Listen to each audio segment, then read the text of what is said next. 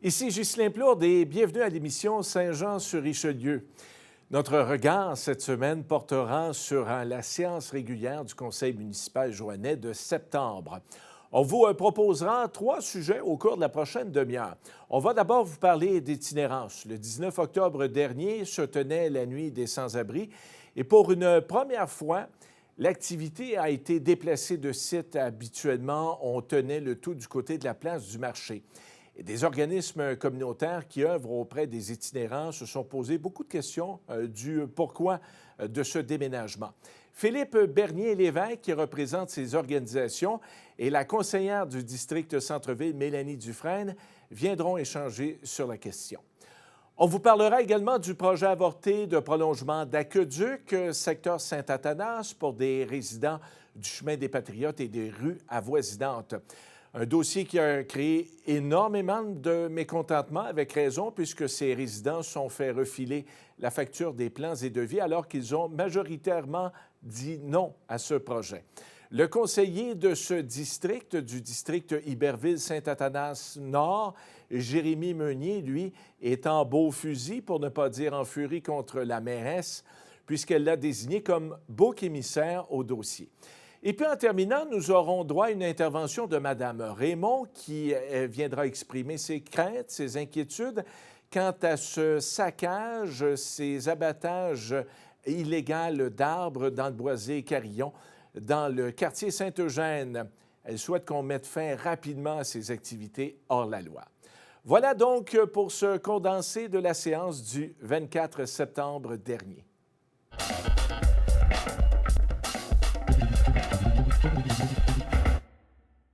Bonsoir, Madame la mairesse. Bonsoir, membres du Conseil. Bonsoir. Je suis ici ce soir pour exprimer le point de vue des organismes communautaires qui font partie de l'organisation du Comité de la Nuit des sans-abri sur la récente décision de la direction de la Ville de ne pas permettre la tenue de l'événement sur la place du marché. Nous souhaitons que le Conseil et que les citoyens à l'écoute puissent comprendre mieux la réalité de l'itinérance et de quelle façon nous pouvons lutter ensemble contre ce phénomène. Pour débuter, comprenons que les responsables de l'itinérance ne sont pas les politiciens ni les personnes vivant une situation d'itinérance ou celles des promoteurs immobiliers ou de quiconque.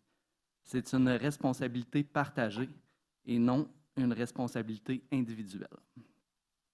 C'est une réalité complexe où une personne vit une série de ruptures qui fragilisent et l'approchent irrémédiablement vers la rue. Une rupture, ça peut être la perte d'un emploi, d'un logement, une séparation, une maladie mentale. Par cette définition, l'itinérance n'est pas un choix individuel. C'est un problème de société, une suite d'événements qui poussent une personne toujours plus en marge de la société.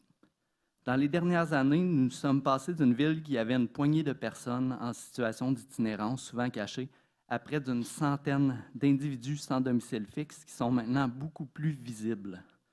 Il suffit de se promener dans les parcs ou à la place du marché pour le constater. Tous ces gens désaffiliés créent beaucoup de craintes chez le reste des citoyens. Je le sais, je suis dans un organisme qui est voisin de la place du marché. On peut penser aux personnes qui consomment des drogues injectables, qui laissent traîner des seringues, des gens qui crient, des épisodes de violence, de vandalisme, de quêtage. Tous ces comportements-là peuvent créer de l'insécurité et nous le comprenons bien. Vivre près de cette réalité n'a rien de confortable. Cependant, le problème est là pour rester. Tout dépendamment comment les pouvoirs publics et les services sociaux réagiront au problème, il va empirer ou diminuer. Lorsque nous avons discuté de la tenue de cet événement avec la Ville, on nous a répondu qu'on changeait l'événement d'endroit pour favoriser la cohabitation sociale. Cette réponse nous laisse perplexes étant donné que la Nuit des sans-abri vise justement à améliorer la cohabitation sociale. Cette décision nous occasionne quelques problèmes sur le plan logistique, mais ce n'est pas ce qui nous inquiète. En voulant déplacer le problème, nous poussons encore une fois les personnes vers la marge. Le message envoyé est que les gens ne sont pas bienvenus à la place du marché. En tant que comité, nous appelons nos concitoyens à la tolérance. Les personnes à la rue ne s'en sortiront pas en leur faisant porter le blâme de leur situation. Nous avons mentionné plus tôt que l'itinérance est la responsabilité de tous. La crise du logement qui sévit, l'inflation, le financement fragile des organismes, la hausse des problèmes de santé mentale sont toutes des réalités auxquelles aucun individu ne peut faire face seul. d'autant plus que nous en vivons tous les conséquences de près ou de loin. Nous sommes d'avis qu'une approche inclusive est nécessaire pour la réintégration des personnes itinérantes. Beaucoup d'acteurs de tous les milieux sont impliqués dans la lutte à l'itinérance, et ce n'est qu'ensemble que nous pourrons arriver à améliorer les choses.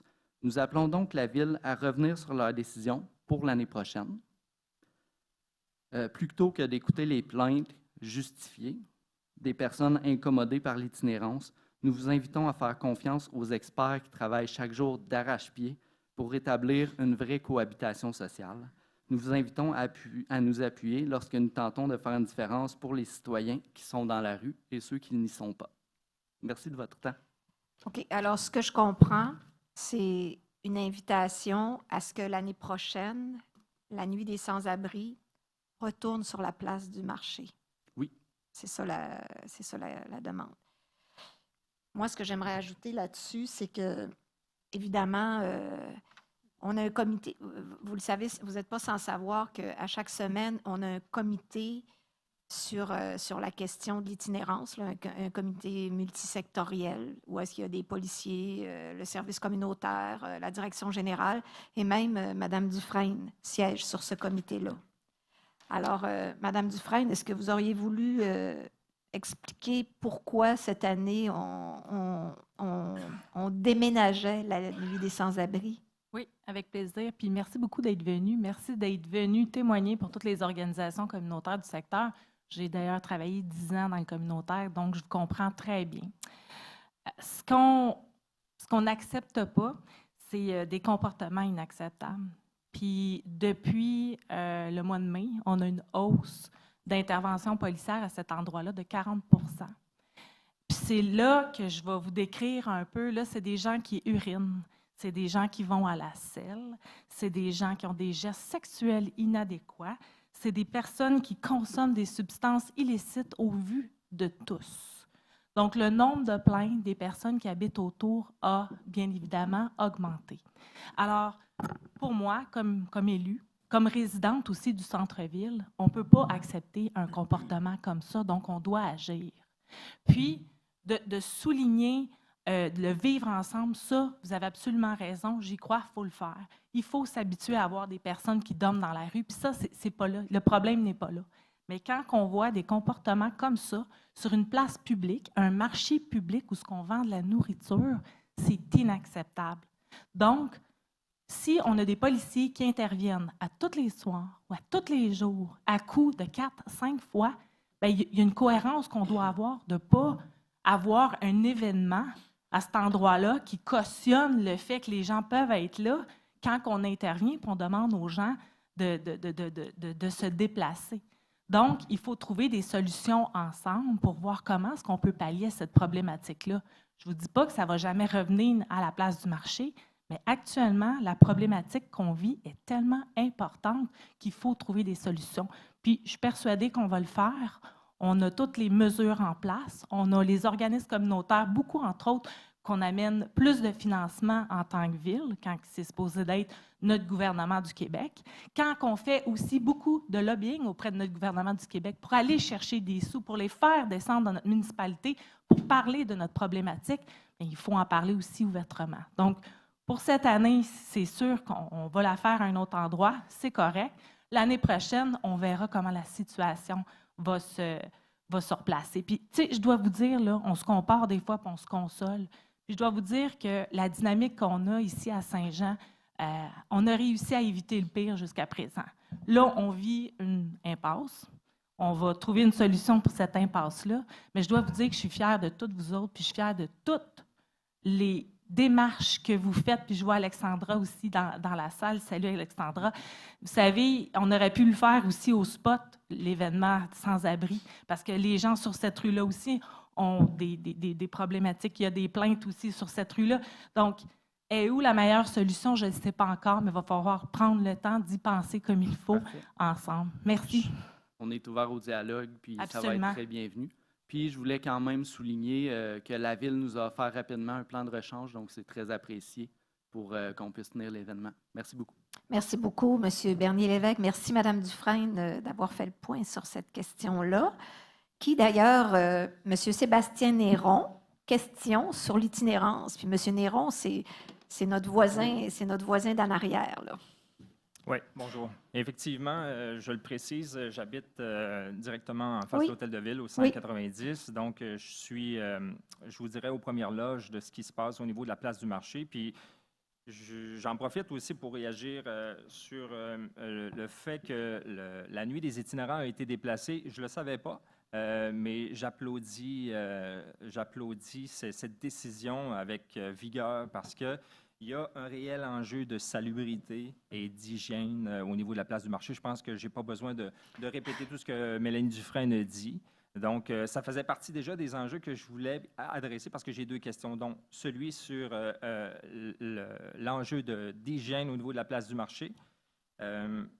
Puis aussi, donc, c'est clair que moi, en étant citoyen du centre-ville, j'ai à communiquer ou à aviser, à appeler souvent les policiers pour qu'ils viennent intervenir. Puis, mon constat à moi, c'est de constater qu'il y a un point de rupture entre le droit des personnes en situation d'itinérance et les droits des citoyens qui sont résidents et payeurs de taxes.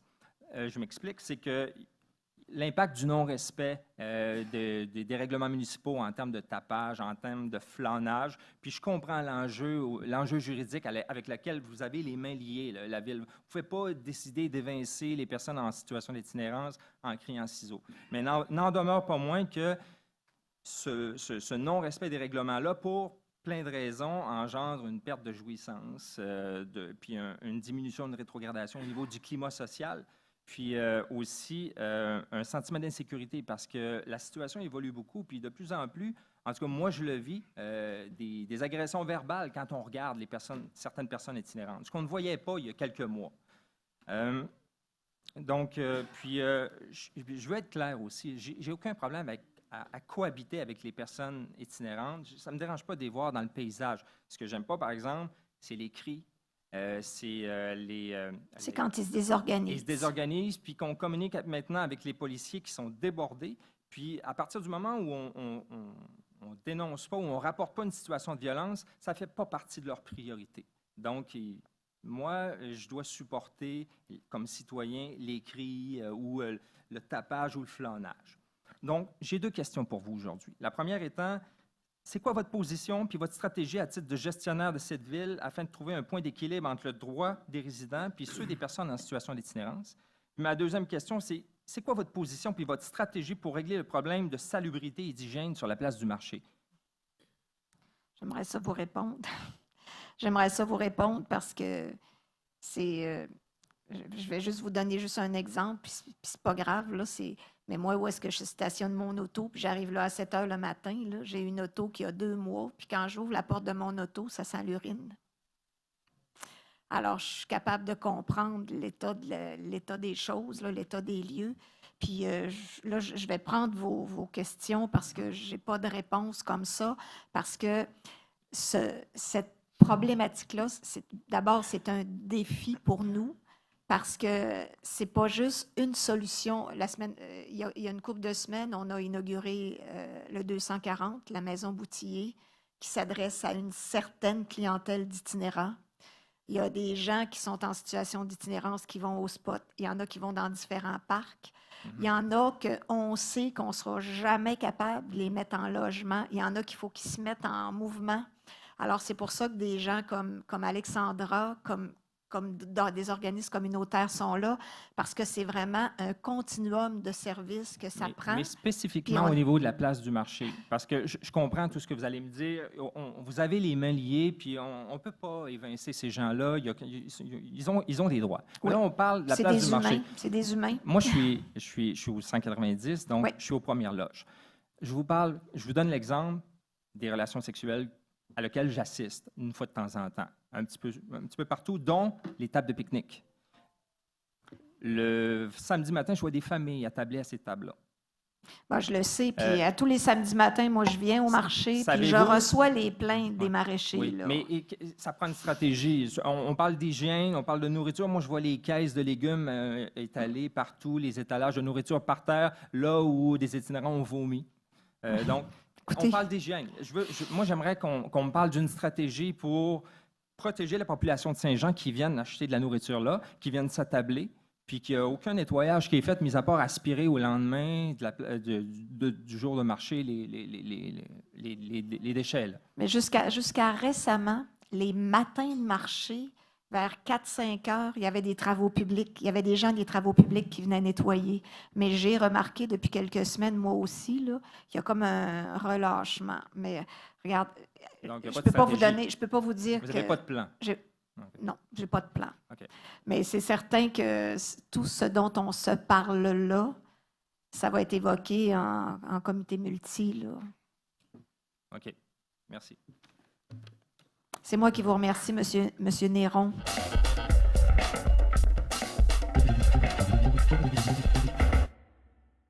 Monsieur Légaré.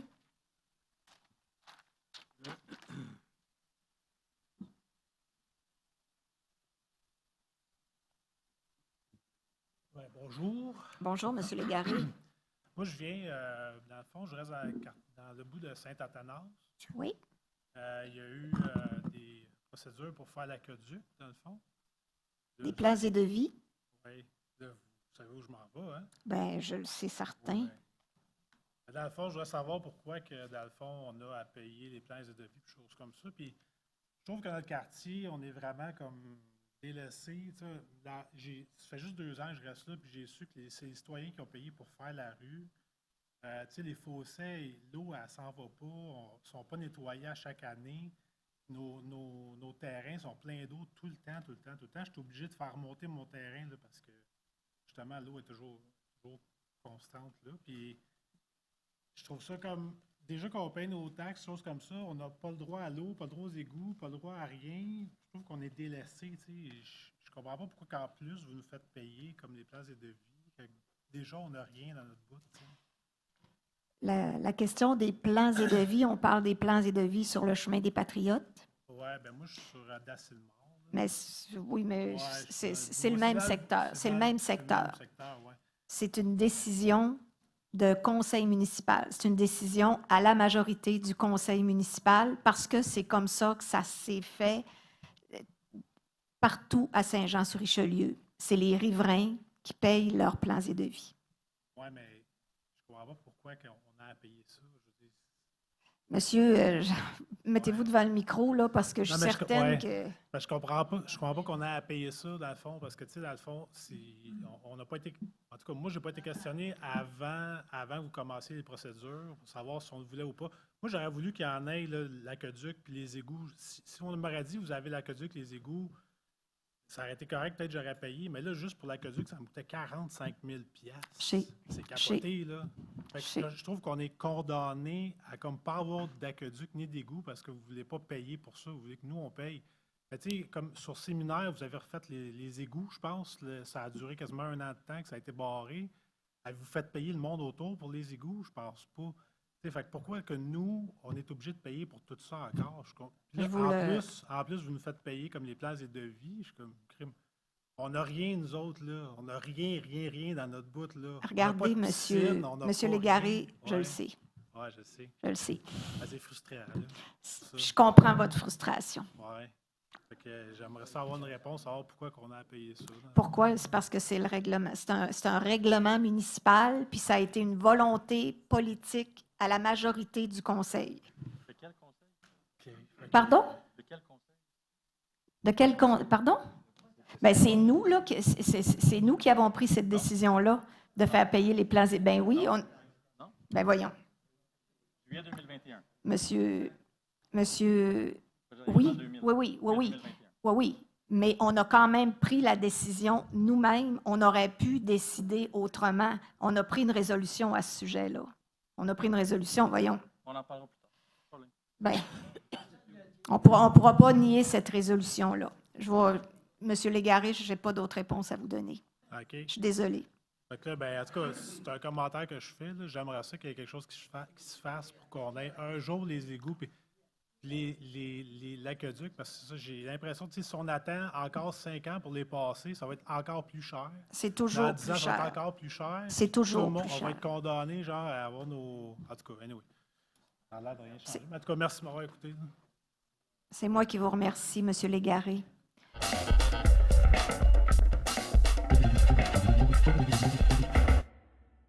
Madame la mairesse, je vais lire mes notes parce que je vais prendre pas loin de mon 5 minutes. Je vais être un peu moins positif que mes collègues ce soir. J'aimerais revenir sur les commentaires de mes citoyens concernant le projet de prolongement d'aqueduc sur le chemin des Patriotes. Je suis, comme eux, très déçu de la tournure des événements et j'ai tenté de plusieurs façons qu'on revienne sur la situation. D'ailleurs, quelle n'a pas été ma surprise de lire dans le Canada français du 1er août 2024 que, selon vous, il aurait été possible de faire un sondage en 2022 alors que le contrat avait déjà été octroyé et que le projet de règlement avait été adopté en juillet 2021, alors que nous n'étions même pas en poste. Selon vous, j'avais les connaissances nécessaires du terrain à ce moment-là pour réclamer un sondage.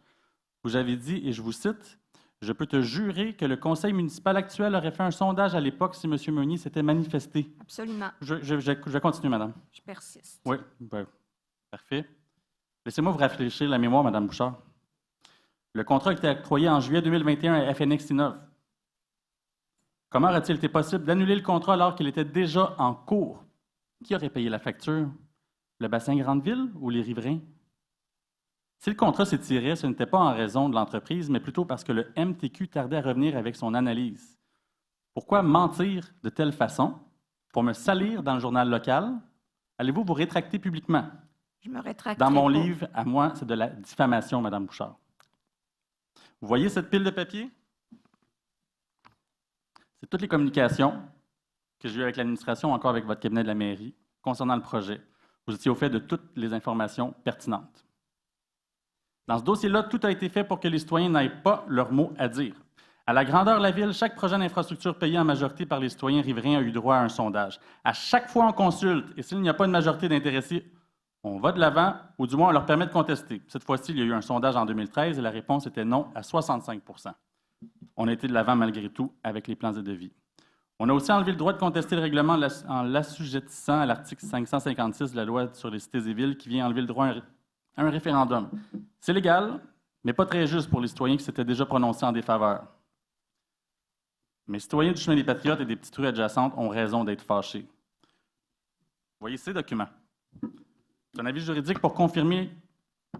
C'est un avis juridique que vous avez fait produire par le cabinet d'Anton-Rainville, Madame la mairesse, pour mon prétendu bris de confidentialité pour avoir discuté avec mes citoyens du coût des plans de devis qu'ils allaient avoir à payer. Ces mêmes factures qu'ils ont maintenant reçues. On m'a menacé de m'amener à la Commission municipale du Québec pour avoir fait mon travail. J'ai dû moi aussi consulter une avocate pour me défendre. Quelle était votre intention avec cet avis juridique? Me nuire parce que je venais de quitter votre équipe ou augmenter les frais juridiques de la ville de Saint-Jean-sur-Richelieu? J'ai ensuite demandé un second avis juridique pour confirmer la validité du règlement 2000 et l'administration souhaite attendre les résultats de l'avis avant d'envoyer les factures. Quelle ne fut pas ma surprise lorsqu'il a été décidé d'envoyer les factures à mes citoyens sans me prévenir qu'on avait reçu cet avis juridique alors que cela devait être fait. L'avis juridique n'était même pas complet, mais pas de temps à perdre, on envoie les factures. Ce sont les citoyens mécontents qui m'ont prévenu. Le pire dans tout ça, c'est que je suis en CC sur la facture que les gens ont reçue, mais je n'ai toujours pas reçu cette lettre, même à ce jour. C'est la deuxième fois dans le processus que je ne me suis pas informé par la Ville, mais plutôt par les citoyens mécontents. Mes citoyens ont raison de se sentir comme des citoyens de seconde classe. Ils paient pour des dépenses villes alors qu'ils n'en retirent pas souvent des bénéfices. La route 133 est provinciale et les dépenses qui sont associées aussi. Ils paient donc pour quoi au juste? Je peux vous dire que je comprends leur déception. Finalement, Madame la mairesse, allez-vous vous rétracter publiquement sur vos commentaires mensongers du 1er août dernier ou était-ce seulement parce que vous ne maîtrisez pas vos dossiers? C'est une question que vous me posez? Oui, il y a un point d'interrogation. Okay. Je n'ai pas l'intention de me rétracter parce que moi, j'avais demandé à la direction générale si on aurait pu, à ce moment-là, parce que moi, je n'étais pas en maîtrise de ce dossier-là, alors j'avais demandé à la direction générale si on aurait pu, à ce moment-là, à votre demande, procéder à un sondage, puis la réponse était oui. Ben oui, un sondage, on va pas faire pour n'importe quoi. Deuxième affaire. Un sondage, qui aurait payé la facture? Deuxième Ça avait été voté en juillet 2021. Monsieur. Non, mais je ne vais pas lâcher le morceau. Peut-être, mais moi, je n'ai pas l'intention de me rétracter. Deuxième affaire, je n'ai jamais demandé d'avis juridique sur ce cas-là. La demande de l'avis juridique a été faite par la direction générale. Moi, je n'ai pas demandé d'avis juridique. Ça, c'est certain.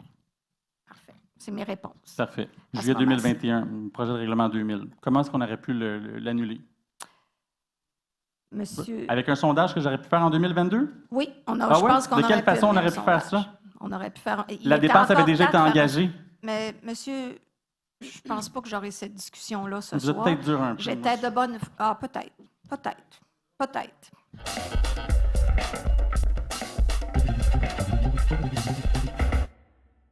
Ça concerne le boisier Carillon à Saint-Eugène. Oui. Depuis notre dernière rencontre en mai passé, rien n'a changé. La coupe de bois et les feux continuent. 300 à 400 arbres ont été détruits. Il a fait une coupe à blanc de 300 pieds par 60 pieds et d'autres arbres coupés ici et là dans le boisé. Les policiers ont fait des visites de jour, alors que c'est de nuit que cet homme saccage le boisé. Des avis ont été collés aux arbres. L'homme s'en fout carrément. Il continue de couper et de brûler. Nous avons eu des avis antérieurement défendus de couper des arbres sous peine d'amende. Nous, les citoyens de Saint-Jean-sur-Richelieu, payons des taxes sur l'environnement. Ça devrait être considéré plus important de régler ce problème de destruction dans le boisé Carillon. Ça fait 1 an que ce personnage détruit notre bien collectif. Quand ce saccage va-t-il cesser? 300 à 400 arbres détruits depuis 1 an. Un autre sujet. Oui, j'ai pris en note la question, puis je me rappelle de vous, hein, je me rappelle de cette intervention-là. Oui, OK. Alors, là, je vais me renseigner qu'est-ce qui a été fait entre-temps, puis qu'est-ce qui va être fait Ça maintenant. fait 1 an. Continuez, madame. Ouais. Pour ce qui est de l'aménagement du boisé Carillon, avez-vous du nouveau à me dire? Non? Qui décide? Je pourrais vous en dire. Faudrait que j'aille le PTI devant moi, là. Ouais. Alors, mais je vais poser la question et j'aurai la réponse. OK. État de situation des travaux dans le boisé Carillon. OK. Parfait.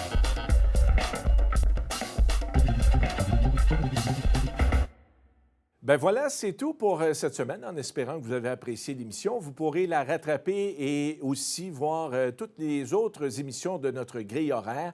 Si vous vous rendez sur notre site tvhr9.com, je vous invite à me formuler vos commentaires, idées, suggestions à mon adresse courriel Ghislain-Plourde, journaliste en un seul mot, @gmail.com.